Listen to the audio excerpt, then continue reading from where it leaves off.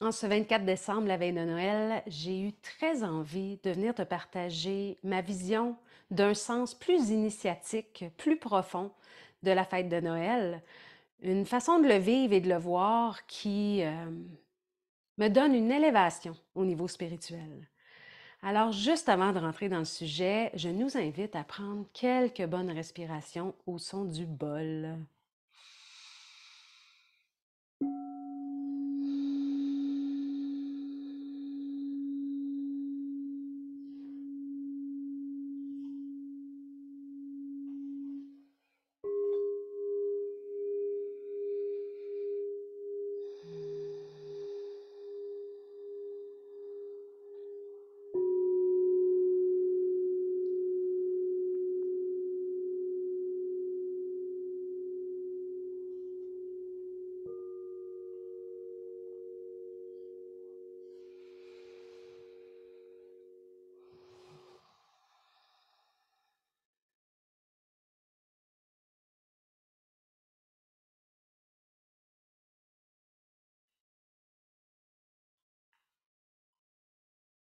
Pendant de nombreuses années, moi, comme je crois beaucoup de gens, je vivais la période des fêtes dans un certain stress, dans beaucoup de fatigue, dans la pression sociale, dans trop de dépenses de cadeaux, un côté très commercial. Je redoutais cette période-là. Je me sentais comme suctionnée dans un mouvement qui était comme plus fort que moi, même si j'avais le goût profondément de le vivre autrement. Puis je me disais, OK, d'un côté, il y a l'Église, Jésus, Bethléem, l'étoile, les trois mages. Bon, OK, ça me parlait pas tant. Puis de l'autre côté, ben, le Père Noël, les reines, l'imaginaire, la magie. Le Père Noël rouge et blanc comme ça, qui a été façonné par Coca-Cola. Et, tu sais. Donc, je trouvais pas comment, moi, venir chercher quelque chose de puissant et de profond. J'étais d'accord pour dire que les réunions de famille, de voir les gens qu'on aime, c'était beau, c'était bon, mais encore, c'est comme il manquait quelque chose. Tu sais. Et puis, cette année, ça fait quelques années qu'on dirait que ça se façonne, mais cette année, c'est devenu tellement, tellement plus clair pour moi.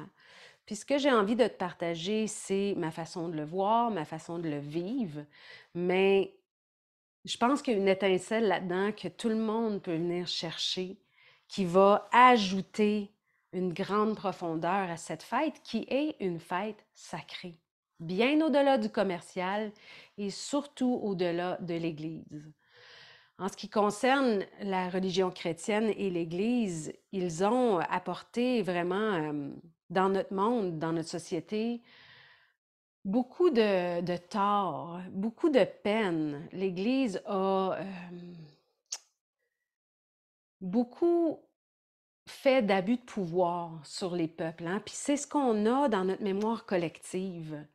Mais pourtant, la fête de Jésus, la naissance de Jésus, c'est quelque chose qui est bien au-delà de l'Église. Et l'Église est venue s'approprier ça, est venue le transmettre à sa manière, à la manière moi, je dirais, de dictature sur le peuple. OK? L'Église est grande, il y a une hiérarchie qui sait tout, et vous, petit peuple, vous allez rester en bas parce que vous êtes nés dans le péché, vous mourrez dans le péché, puis entre les deux, ben, il n'y a pas grand-chose à faire sauf de prier puis de demander pardon. Tu sais. Moi, là, pour vrai, là, au primaire, je pense que j'avais 7 ans. On avait des cours de religion, là, puis je me rappelle qu'on m'a raconté ça. Je me rappelle dans mon esprit d'enfant d'avoir fait « Ah, ça fait donc bien pas de sens. C'est quoi le but de la vie si c'est peine perdue, dans le fond? » Et c'est tellement malheureux que ce soit le message qui a été véhiculé. Puis, de par ce message-là, je comprends qu'il y a un grand, grand, grand rejet de la religion et surtout un rejet de l'Église parmi nous dans le peuple québécois. Par contre, quand on s'arrête sur l'histoire de Jésus-Christ, l'homme qui a marché cette terre, l'homme qui est né comme nous tous, mais qui, au courant de sa vie, a embrassé une vision spirituelle complètement différente et a eu le courage de la partager, on se retrouve vraiment sur, je dirais, une sorte de pied d'égalité avec lui. Et quand j'ai lu l'année dernière le livre Autobiographie d'un yogi de Paramahansa Yogananda, qui est un maître spirituel yogique qui a eu la mission d'amener la vision des maîtres spirituels yogis de l'Inde en Occident, OK? Puis il est décédé en 1952, fait que ça fait quand même un bon moment. Mais lui, il a amené la vision des maîtres spirituels yogiques qui a toujours resté quand même hermétiquement caché parce que ça se passait de maître en disciple et de maître en disciple. Il l'a amené en Occident pour ouvrir l'esprit et les cœurs des gens, surtout parce que nous, en Occident, on est vraiment très, très, très côté matériel dans le monde. Et puis, en Orient, sont énormément dans le spirituel, puis au niveau de la planète, c'est comme deux pôles. Et là, Paramahansa Yogananda, il y avait la mission d'amener ces vérités spirituelles-là en Occident pour aider à spiritualiser notre vision très matérialiste de la vie, OK? Très, très, très dans le mental.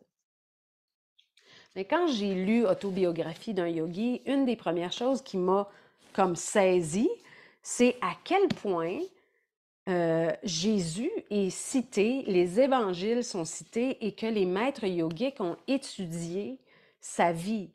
Pourquoi? Parce qu'en fait, et c'est ce que j'ai fini par comprendre, c'est que Jésus est reconnu par les maîtres spirituels indiens comme un maître spirituel qui a marché la terre il y a un petit peu plus de 2000 ans. Et donc, imaginez-vous donc que dans la lignée des maîtres spirituels de Paramahansa Yogananda, il y a Jésus. Moi, ça m'a comme fait « Aïe, aïe, OK, là, il y a une autre dimension de cet homme-là à aller découvrir, à étudier et à comprendre. » Et selon les dires, Jésus aurait été en Inde pendant le temps de sa vie. OK? Donc, il y a vraiment des racines de l'enseignement de Jésus qui sont en Inde. Pas l'Église qui va nous dire ça, là. Et donc, la naissance de Jésus est très, très, très célébrée là-bas comme représentant un être humain qui est arrivé dans le monde et qui a embrassé sa spiritualité et a divinisé son humanité. C'est comme le premier maître qui est arrivé avec le message qu'on a tous l'étincelle divine en nous, qu'il nous suffit de connecter à cette étincelle-là pour pouvoir reconnaître que Dieu vit en nous et donc nous en lui. Et donc, nous sommes Dieu et Dieu est nous. Une des raisons pourquoi ça avait été si rejeté dans le temps, c'est que si le peuple adoptait cette façon de voir, eh bien, ça enlevait le pouvoir à la grande hiérarchie des contrôlants. On s'entend que ça se passe encore comme ça aujourd'hui.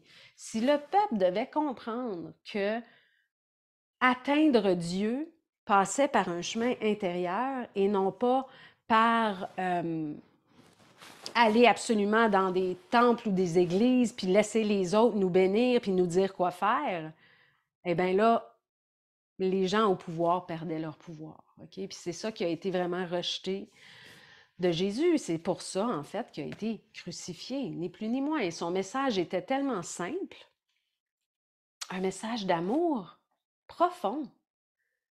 La loi que Moïse avait installée, qui était d'apporter une vision d'un Dieu très, très, très sévère, très dans le jugement, très punitif, bien, Jésus venait défaire ça en disant « Mon Père est amour, notre Père est amour, et vous êtes ses enfants et vous êtes là pour vivre dans ce grand amour. » Okay? Fait que là, ça, c'était un message très, très, très avant-gardiste, Mais ce qui est extraordinaire, c'est que peu importe comment les choses se sont déroulées, 2000 ans plus tard, on en parle encore. 2000 ans plus tard, il est célébré un peu partout dans le monde, même s'il est mal compris. Mais ce dont j'ai envie de te dire aujourd'hui, c'est que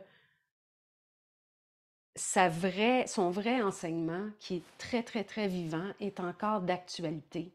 Et qu'au moment où Noël arrive, il y a comme une force énergétique puissante qui nous permet de se relier à cette lumière et à cet amour. OK? J'ai lu l'année dernière dans la Cosmogonie d'Urantia la vie de Jésus. Sa naissance, son enfance, son adolescence, sa vie d'homme et tout le chemin qu'il a fait pour accueillir cette mission divine, pour dire oui à cette mission-là. Puis, ça a été très, très, très touchant de lire ça. Ça a fait même du bien de lire justement son histoire humaine. Parce qu'il n'est pas arrivé sur Terre avec des super pouvoirs. Il est arrivé sur Terre avec un élan, un sentiment qu'il y a quelque chose de plus grand et il a écouté intérieurement ça et ça s'est mis à grandir. Puis il s'est mis à se relier spirituellement à Dieu. Et dans cette reliance, il y a une communication qui a eu lieu entre lui et les plans subtils, les plans célestes, ses corps énergétiques. Jésus, il méditait. Jésus, il a vécu le doute. Il s'est demandé lui-même s'il était en train de virer fou ou si vraiment c'est ce qu'il ressentait, c'était vrai. Mais il était tellement investi de cet espace de vérité que l'humanité peut vivre dans l'amour et dans la lumière, que ça s'est mis tellement à grandir en lui que c'est devenu sa mission. Mais il a douté, puis il a dû méditer énormément pour écouter à l'intérieur qu'est-ce que ça lui disait. Ça y est pas arrivé tout cru, tout cuit dans le bec. C'est ça qui m'a énormément touchée quand j'ai lu son histoire. Parce que on est tous et toutes appelés à reconnaître que nous sommes des êtres divins. Je parle souvent de marcher le chemin de l'âme qui est d'incarner notre divinité. Donc, se relier au plan céleste et les faire descendre dans notre matière, dans notre corps et les relier à la terre. C'est ce qu'on fait quand on médite. C'est ce qu'on fait quand on harmonise nos chakras. On est énormément pour beaucoup de personnes là-dedans, puis il y a un éveil de plus en plus grand de gens qui ont envie de donner plus de sens à leur vie. Puis selon moi, le sens, le grand sens que nous partageons tous et toutes, c'est de se rappeler que nous sommes des êtres divins. OK? Et c'est ça que Jésus y est venu partager dans sa vie et c'est ça l'enseignement qui reste. Maintenant, Noël représente la naissance de Jésus, le bébé, l'homme, l'humain qui est né il y a 2000 quelques années. Mais surtout, et c'est ça qu'il faut retenir, c'est qu'à chaque Noël, il y a une force énergétique lumineuse qui est présente où chacun de nous pouvons davantage amener cette lumière-là dans notre être. C'est représenté, entre autres, par le solstice. La fête de Jésus, le 25 décembre, c'est aussi la même force que le solstice d'hiver. Le solstice d'hiver qui est le retour de la lumière sur Terre, mais une disponibilité lumineuse pour tous ceux et celles qui souhaitent élever leur conscience davantage. Donc, on a la chance à Noël, si on prend un moment pour méditer, pour se déposer, pour s'intérioriser, on a une chance d'agrandir notre lumière, d'élever notre conscience et de demander consciemment de faire encore plus de place pour la divinité dans notre vie, dans notre être, dans notre corps. D'offrir notre voix, notre vie à la lumière.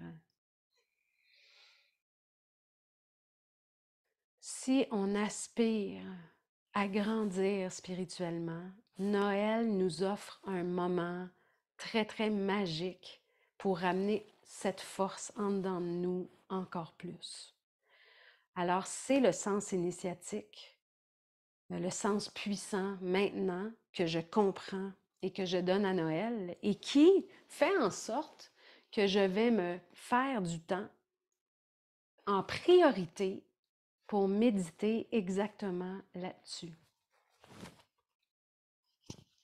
Très souvent, on sait qu'on est divinité quand on est assis sur notre coussin de méditation puis qu'on médite. Puis après ça, on se relève puis la vie continue jusqu'à la prochaine fois qu'on s'assoit. Mais ce qui nous est demandé désormais, c'est de faire de notre vie une sorte de méditation où vivre en conscience prédomine sur les moments d'inconscience, où être dans notre nature supérieure prédomine sur notre nature inférieure.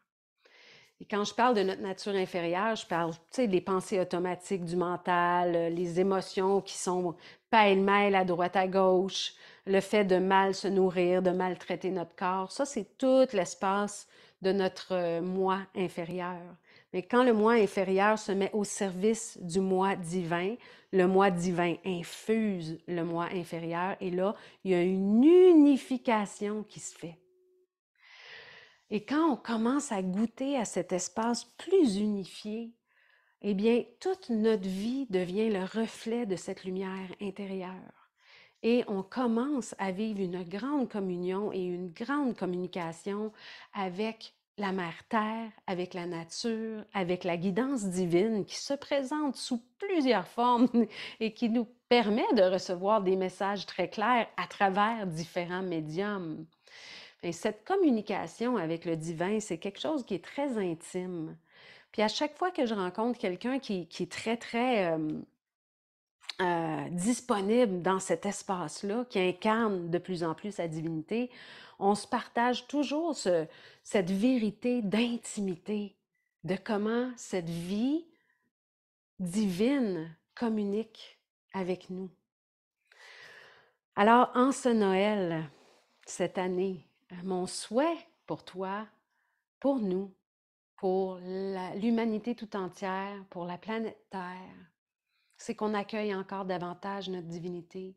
Et en le faisant, on augmente notre foi que nous sommes guidés, que nous sommes accompagnés. Et plus notre foi augmente, eh bien, moins nos peurs ont d'emprise sur nos vies. Et quand on peut vivre de moins en moins dans la peur et de plus en plus dans la foi, on peut découvrir à quel point tout est possible au-delà même de ce qu'on aurait pu imaginer. Alors, ça, c'est disponible pour tout le monde, sans exception. Puis, comment y accéder? C'est d'en prendre conscience, puis surtout de dire oui. Par la méditation, on écoute la divinité, mais par la prière, on parle à la divinité. Puis c'est un moment justement pour prier et émettre nos intentions en prière, demander à être infusé divinement, demander à recevoir la lumière de Dieu, de Jésus, du soleil, des étoiles, de la lune. Nomme tout ça comme c'est bon pour toi de le nommer. Parce que des fois, on se bute aux mots des autres. Ah non, non, ça, moi, je ne crois pas à ça, j'y crois pas comme ça. Mais ce en quoi tu crois, ce qui fait sens pour toi, nomme-le comme toi t'as envie. Univers, énergie, déesse. Moi, j'aime dire des fois Dieu, déesse. Ça m'apporte l'unité des pôles masculins et féminins. Ça, j'aime beaucoup parler en termes de ça, d'ailleurs. Alors, accueillons la lumière en cette fête de Noël. Accueillons l'amour inconditionnel, la conscience christique dans notre chakra du cœur. Et si Dieu est en moi et que Dieu est en toi, ça veut dire que Dieu est en tout ce qui est et tout ce qui vit. Et plus on comprend cette vision, plus on la porte, plus on l'incarne, plus on peut poser un regard de compassion envers des personnes autour de nous qu'on comprend moins, ou qu'on aurait eu peut-être tendance à juger autrefois. On peut poser un regard en se disant: ah tiens, ça c'est une autre forme que Dieu prend pour faire l'expérience humaine sur Terre. Enfin, je pourrais développer longtemps. C'est à ce moment-ci que j'ai envie d'offrir un chant avec mes bols, un chant de l'âme, un chant pour honorer Noël, pour honorer cette étincelle divine que nous portons, pour honorer Jésus et le message qui est venu porter sur la terre, un message qui est bien vivant aujourd'hui et qui demande à continuer de briller dans nos cœurs.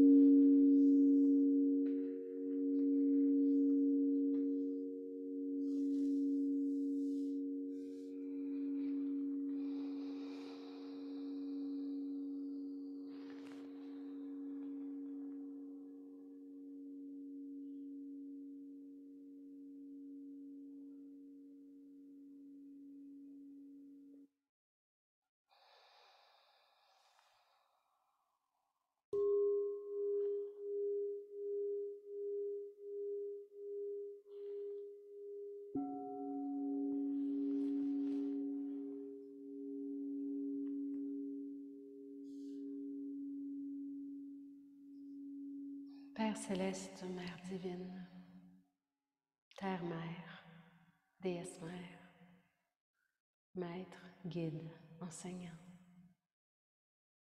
Être de lumière, air, terre, eau, feu, soleil, lune. Accompagnez-moi dans l'ouverture de mon cœur afin de recevoir la lumière christique qui me permet de devenir humain divin, qui me permet d'incarner ma divinité, d'ouvrir mon cœur à la compassion, à l'amour universel, offrant ainsi à la Terre et à l'humanité encore plus de lumière dynamisée, afin qu'on puisse vivre enfin comme frères et sœurs, dans la paix et l'amour, dans le respect de la vie, le respect du sacré, dans la reconnaissance d'être lumière et divinité incarnée.